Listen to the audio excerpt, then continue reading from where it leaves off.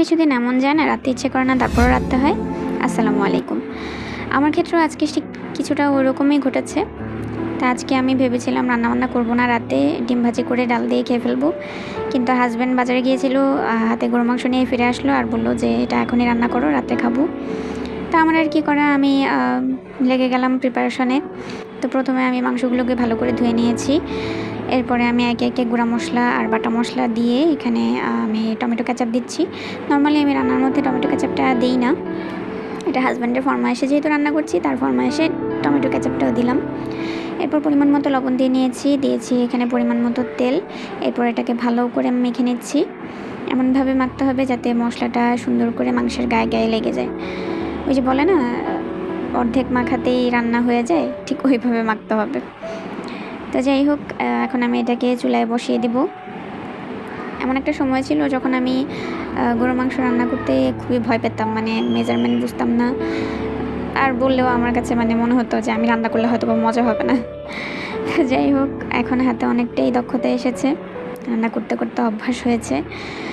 তো যাই হোক, কথা বলতে বলতে আমার মাংসটা প্রায় হয়ে গেছে। এখন আমি এখানে আলু অ্যাড করে নিচ্ছি। আবার এতগুলো আলু দেখে ঘাবড়ে যায় না, আমার হাজব্যান্ড পছন্দ করে দেখে সবসময় বেশি করে আলু দিয়ে দেওয়া হয়।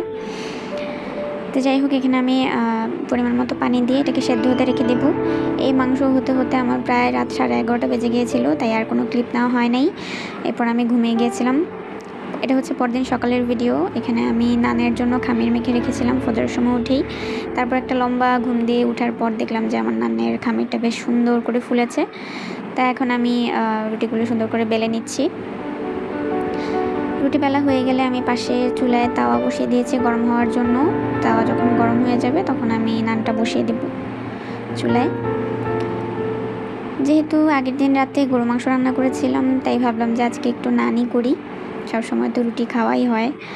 তো দেখেন আমার নানটা কত সুন্দর করে বালিশের মতো ফুলে যাবে, দেখেছেন সুন্দর হয়েছে না? তাই এখানে আমি সামান্য তেল দিব।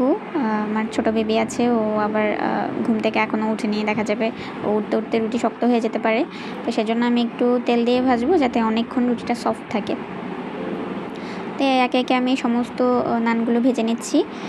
এরপর অন্য চুলায় আমি গত রাতে রান্না করে রাখা মাংস গরম করে নিয়েছি। আর অবশ্যই আমার 1 কাপ চা না হলে হয় না, তাই আমি চা বসিয়ে নিচ্ছি।